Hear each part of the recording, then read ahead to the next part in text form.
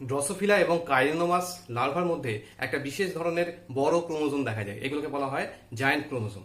Polythene chromosome Drosophila এবং কাইনোমাসের লার্ভার salivary gland তার মধ্যে দেখা যায়। সেই স্ট্রাকচারটা কিরকম সেটা এবার বোর্ডে দেখে নিই। এটি হলো একটি পলিথিন ক্রোমোজোমের গঠন। এর ড্রসোফিলার ক্ষেত্রে ক্রোমোজোম সংখ্যা 2n সমান হচ্ছে 8।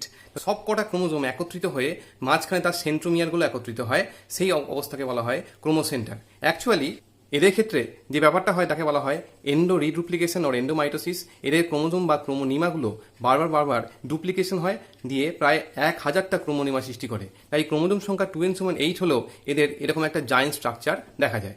এই স্ট্রাকচারটা হয় কারিনোমাসের ক্ষেত্রে।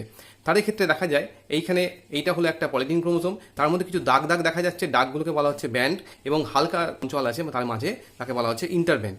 এই ব্যান্ডগুলো কখনো ডার্ক ব্যান্ড হতে পারে। ব্যান্ডের কোনো জায়গা এরকম খোলা থাকে, তাকে বলা হয় পাফ। এই পাফ অঞ্চলগুলো থেকে এমআরএনএ এবং প্রোটিন সংশ্লেষ হয়। এই পাফ অঞ্চলগুলোর এক একটি বিশেষ অঞ্চলে ক্রোমোনিমাগুলো কুণ্ডলীকৃত হয়ে পেঁচিয়ে থাকে, সেইগুলোকে বলা হয় বল বিয়ানি রিং। ইন্টারব্যান্ড অঞ্চলগুলো অ্যাকচুয়ালি হেটেরোক্রোমাটিন এবং ব্যান্ড অঞ্চলগুলো ইউক্রোমাটিন। এইরকম গঠন সৃষ্টি হওয়ার সিগনিফিকেন্স হচ্ছে এদের লার্ভা দশাগুলো অনেকদিন লার্ভা অবস্থাতেই থেকে যেতে পারে। তাহলে তাদের স্যালাইভা তৈরি হওয়ার যে পদ্ধতি সেটা চালিয়ে যাওয়ার জন্য এদের মধ্যে এরকম জায়ান্ট ক্রোমোজোম সৃষ্টি হয়। এরকম ইন্টারেস্টিং ভিডিও দেখতে সাবস্ক্রাইব এবং ফলো করুন কুইক বায়োলজি।